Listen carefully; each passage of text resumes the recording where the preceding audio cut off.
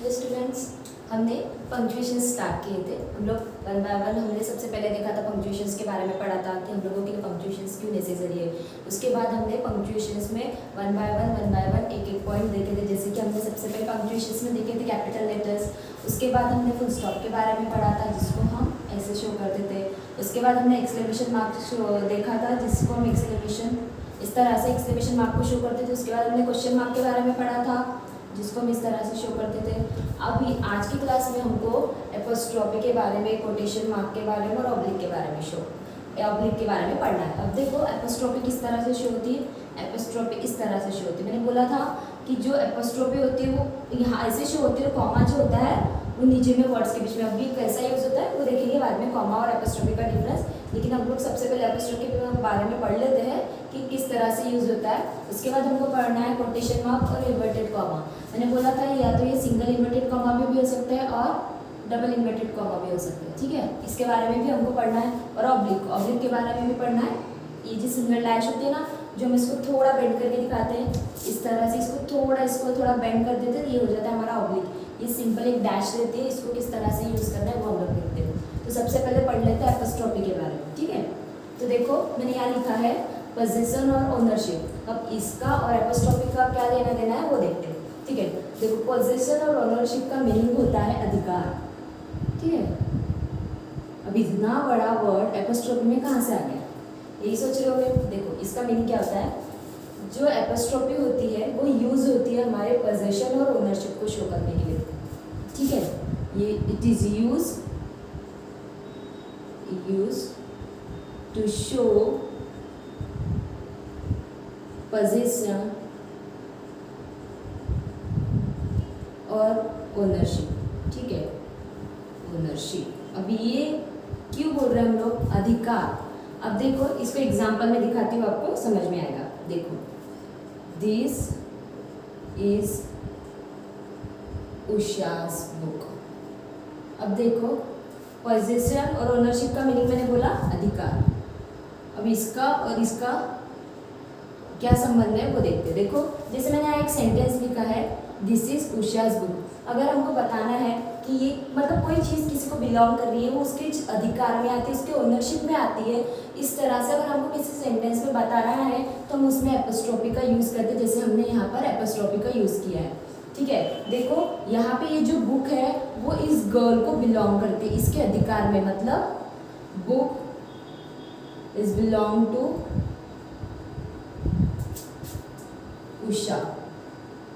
ठीक है, देखो यहाँ पे ये जो बुक है वो उषा को बिलोंग करती है, मतलब ये उसके अधिकार में बुक आती है। अगर इनके हमको इस तरह से किसी सेंटेंस में शो करना है, किसी के पोजीशन या ओनरशिप के बारे में अगर हमें बताना है तो हम एपोस्ट्रोफी का यूज़ करते हैं। ठीक है, सिंपल था मीनिंग। वर्ड देखो कितना बड़ा था, पोजीशन, ओनरशिप, अधिकार। देखो सिंपल मीनिंग था। सिंपल मीनिंग क्या है, it is use to show position और ओनरशिप। एपोस्ट्रोफी में यूज होता है पोजीशन और ओनरशिप को शो करने के लिए, मतलब किसी के अधिकार के बारे में, किसी ओनरशिप के बारे में बताने के लिए हम एपोस्ट्रोफी का यूज करते हैं। इसके अलावा एपोस्ट्रोफी का एक और यूज है, जैसे मैंने यहाँ लिखा है कॉन्ट्रैक्शंस। कॉन्ट्रैक्शन का मीनिंग क्या होता है। कॉन्ट्रैक्शन जो होते हैं ना वो शॉर्टन फॉर्म होते हैं वर्ड्स के। मतलब वर्ड्स को अगर हम किसी शॉर्टन फॉर्म में जब दिखाते हैं किसी सेंटेंस में या फिर किसी में भी, चाहे आंसर लिख रहे हो, स्पीच लिख रहे हो, लेटर लिख रहे हो, किसी भी इसमें अगर हमको, जैसे नहीं क्या आजकल आप लोग व्हाट्सएप में वगैरह यूज़ करते हो, गुड मॉर्निंग का जीएन हो गया, गुड नाइट का जीएन हो गया, इस टाइप के जब हम शॉर्टन फॉर्म दिखाते हैं ना उनको बोलते हैं हम लोग कॉन्ट्रैक्शंस। ठीक है, where letters have been omitted, जहाँ पे हम लेटर को बड़े से छोटा कर देते हैं, मतलब ओमिट कर देते हैं वर्ड को थोड़ा।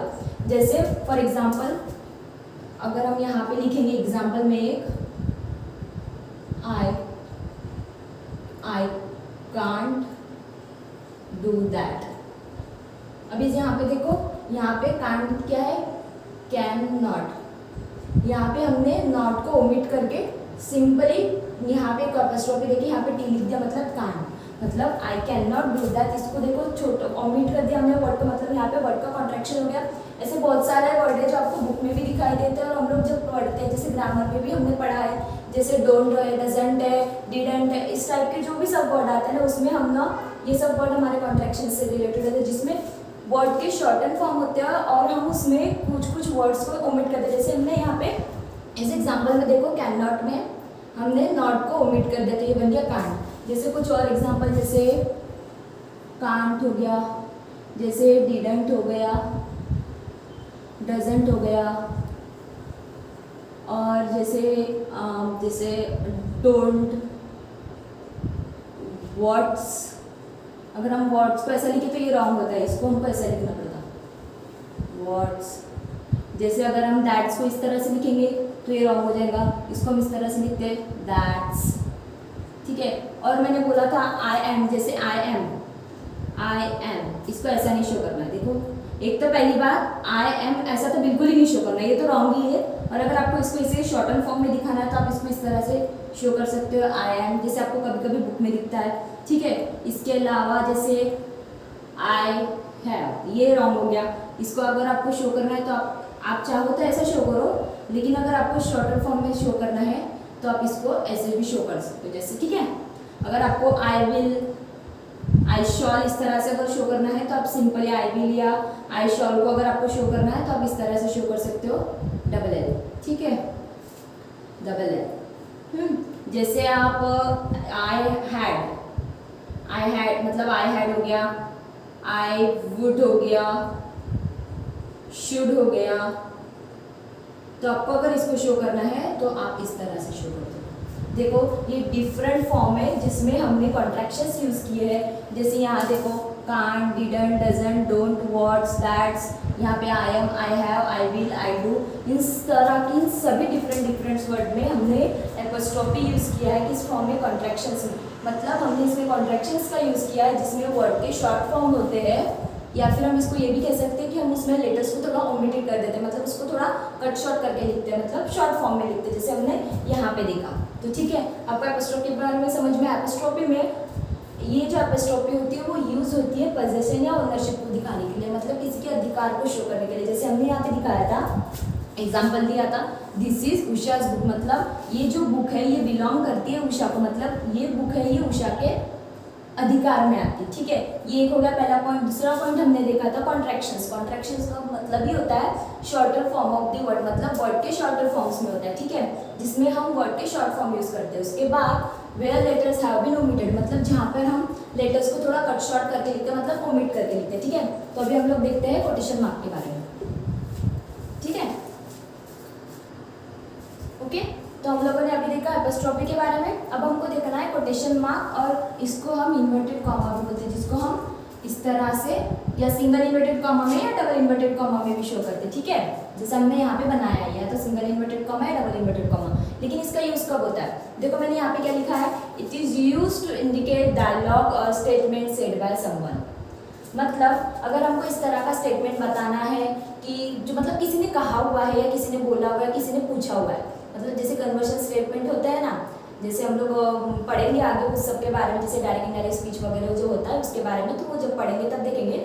लेकिन जो हमारे इन्वर्टेड कॉमास होता है उसका यूज इस तरह के सेंटेंसेस में होता है जब हम बता रहे हैं कि जैसे हमने बोला इंडिकेट डायलॉग और स्टेटमेंट सेड बाय समवन, मतलब किसी ने कुछ कहा है, मतलब किसी के बोली हुई कुछ डायलॉग है, किसी के बोला हुआ कुछ स्टेटमेंट है। अगर हमको ऐसा बताना है तो उस टाइम या फिर उस सेंटेंसेस में हम इन्वर्टेड कॉमास का यूज करते हैं, ठीक है। देखो, हाँ, लेकिन एक और बात आपको ये बात याद रखनी है, जो स्पीकर होता है, स्पीकर और रिपोर्टेड स्पीच, रिपोर्टेड वर्ब्स, ठीक है, स्पीच नहीं वर्ब्स, ठीक है। स्पीकर और रिपोर्टेड वर्ब्स जो है उनको आपको इन्वर्टेड कॉमा के बाहर लिखना है। स्पीकर मतलब वही जिसका बोला हुआ स्टेटमेंट आप इन्वर्टेड कॉमास के अंदर लिख रहे हो या फिर कोटेशन मार्क के अंदर लिखने वाले हो। और रिपोर्टेड वर्ब वो होते हैं जो हम बताने के लिए यूज करते हैं, मतलब कोई अगर स्टेटमेंट कुछ बोल रहा है, जैसे वर्ब होगा, जैसे आस्क हो गया, टेल हो गया, सेड हो गया, या फिर आस्क, इस टाइप के जो सभी वर्ब्स होते हैं ना वो हमारे रिपोर्टेड वर्ब्स होते हैं जो हम सेंटेंस में यूज करते हैं। तो जो स्पीकर है मतलब जिसने स्टेटमेंट बोला है, और ये सभी जो रिपोर्टेड वर्ब जो हमारे स्टेटमेंट में आएंगे, इसको आपको इन्वर्टेड कॉमा के बाहर लिखना है। जैसे कि फॉर एग्जांपल शी आस्क, ठीक है, ये हो गया हमारा स्पीकर, ये हो गया हमारा रिपोर्टेड वर्ब।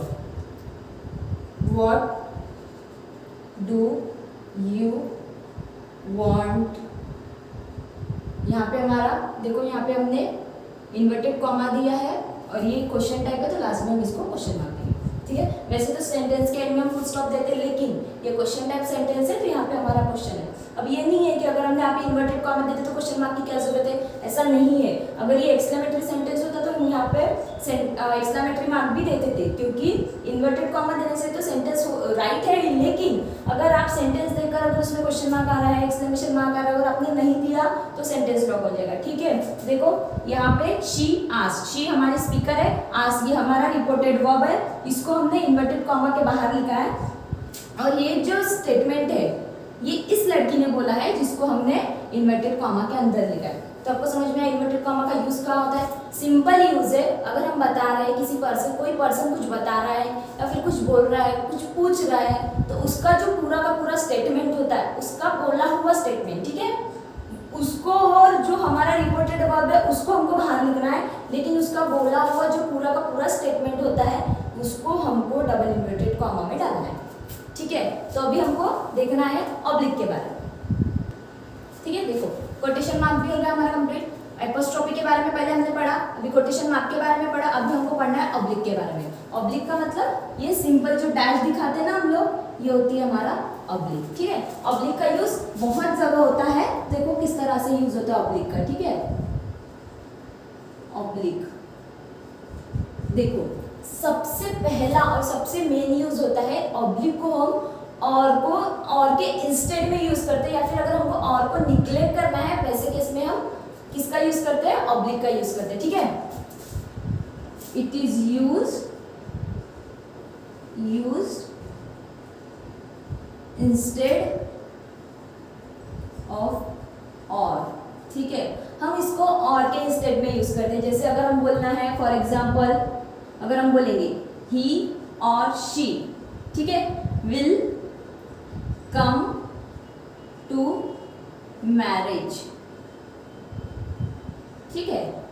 ये हुआ सेंटेंस यहाँ पर देखो, ही और शी हम बोल देते हैं, उसके जगह पे हमने ऑब्लिक का यूज किया है। इस जैसे अगर हम बोल रहे हैं, अगर हम लेटर लिख रहे हैं, अगर हम उसमें या फिर एप्लीकेशन हम लिख रहे हैं स्कूल में टीचर को, तो हम यहाँ पे अगर सर है मैम है हमको पता नहीं, कहीं अगर हम किसी ऑफिस के लिए या फिर कहीं पे भी हम अगर एप्लीकेशन लिख रहे हैं, वहाँ पे सर है मैम है हमको पता नहीं, तो हम लोग सिंपली क्या लिखते हैं, सर या फिर ऑब्लिक देके मैडम कर देते हैं, ठीक है। सिंपली हम लोग ऐसा यूज करते हैं, हम यहाँ पे और का यूज नहीं करते। तो इस तरह के अगर केसेस जहाँ पे हमको और को निग्लेक्ट करना है या फिर और के इंस्टेड में अगर किसी को यूज करना है, तो वैसे केस में हम ऑब्लिक का यूज करते हैं, ठीक है। इसके अलावा ऑब्लिक का और एक यूज होता है, ऑब्लिक को हम फ्रैक्शंस के लिए यूज करते हैं, ठीक है। It is used in fractions, ठीक है। जैसे हम मैथमेटिक्स में नंबर के लिए फ्रैक्शंस जब यूज करते हैं, जैसे अगर हम बताते हैं 1/2 इस तरह के फ्रैक्शन बताने हैं, 3/2 या फिर 4/6 इस तरह के जो फ्रैक्शंस होते हैं, इसके लिए भी हम ऑब्लिक का यूज करते हैं। ये जो सिंपल डैश होती है ना, इसका हम यूज करते हैं फ्रैक्शंस के लिए, मैथ्स में जो यूज करते हैं ना उसमें, ठीक है। इसके अलावा इसका और एक यूज है, हम लोग ना गूगल साइट पे URL पे टाइप करते हैं, जैसे हम लोग URL में नहीं क्या गूगल में टाइप करते हैं, जैसे हम लोग लिखते हैं www.http / इस तरह से हम यूज करते हैं। जैसे हमारे गूगल की जो साइट होती है उसमें भी हम ऑब्लिक का यूज करते हैं, जैसे / इसको ना उसमें हम उसकी वजह से हमारे गूगल की लैंग्वेज में इसको स्लैश बोलते हैं हम, लेकिन होता है हमारा ऑब्लिक ही हो जिसको हम स्लैश भी बोलते हैं, ठीक है। इसके अलावा इसका और एक यूज है जो हम डेट्स में यूज करते हैं। जैसे डेट्स में किस तरह से यूज करते हैं, अगर आपको अपनी डेट ऑफ बर्थ बतानी है तो आप लोग कैसे बोलते हैं, जैसे बोलते हैं 5, 6, 2000 या फिर जो भी है, जो भी आपकी डेट ऑफ बर्थ है आप उसके लिए स्लैश का यूज करते हो, ठीक है। और इसको आप एक और इसका यूज है, इसको यूज करते हैं हम पर में। अब बोलोगे हिंदी का पर इसमें कहाँ से आ गया, पर का क्या काम है, देखो मैथमेटिक्स में ना आपको होता है जैसे मीटर पर सेकंड शो करना है, जैसे किलोमीटर पर आवर शो करना है, ऐसे केसेस में भी हम ऑब्लिक का यूज करते हैं। देखो ऑब्लिक आज तक हमने कितने जगह पे ऑब्लिक का यूज किया, लेकिन हमने कभी इतना उस पर ध्यान ही नहीं दिया कि एक पंक्चुएशन मार्क है जिसको हम इतने सारे जगह पर यूज करते हैं। कहाँ पर यूज किया हमने पंक्चुएशन को, हमने सबसे पहले पंक्चुएशन को यूज किया और के इंस्टेड में। मतलब अगर हमको लेकिन हर जगह हम पंक्चुएशन को ऐड भी कर सकते हैं जहाँ पे और हमारा बहुत नीड है, मतलब और की बहुत ज़्यादा ज़रूरत है। जैसे हम कभी कभी कंजंक्शन पढ़े थे, कंजंक्शन में हम 2 स्टेटमेंट को यूज़ करने मतलब जोड़ने के लिए और का काम करते थे। मतलब और का यूज करते थे। ऐसे केसेस में अगर आप इसको डाल दोगे ऑब्लिक को तो सेंटेंस रॉन्ग हो जाएगा। हर जगह पे ऑब्लिक का यूज नहीं करना ऑन के इंस्टेड में, कहीं कहीं जैसे इस तरह के केसेस हुए, जैसे सिंपल केसेस, जैसे सिंपल सेंटेंसेस है जहाँ पे स्लैश की हम या फिर ऑब्लिक की हम यूज कर सकते हैं, उसी जगह पे आपको ऑब्लिक का यूज करना है, ठीक है। उसके अलावा जैसे हम फ्रैक्शंस में यूज करते हैं, मैथमेटिक्स में हमारे फ्रैक्शंस होते हैं, उसमें हम ऑब्लिक यूज करते हैं। उसके अलावा जैसे गूगल की साइट होती है, जैसे हमने यहाँ देखा, इसमें भी हम स्लैश का यूज करते हैं। इसके अलावा अगर हम डेट ऑफ बर्थ बता रहे हैं आपको, जैसे अगर आप यहाँ पे 6/7/1996 इस तरह से अगर आप डेट बता रहे हो तो इसमें भी आप ऑब्लिक का यूज करते हो। इसके अलावा अगर आपको पर शो करना है, जैसे मैथमेटिक मेजरमेंट में पर शो करते हैं ना, जैसे मीटर पर सेकंड हो गया, किलोमीटर पर आवर, इस तरह के केसेस में हम स्लैश का यूज करते हैं। इसके अलावा अब देखो हमने इतने सारे पंक्चुएशंस पढ़ लिए, इसके अलावा और भी पंक्चुएशन जैसे डैश हो गया तो और कॉमा हो गया, इस तरह के और भी पंक्चुएशन हमको पढ़ना है, तो हम लोग नेक्स्ट क्लास में कंटिन्यू करेंगे। सो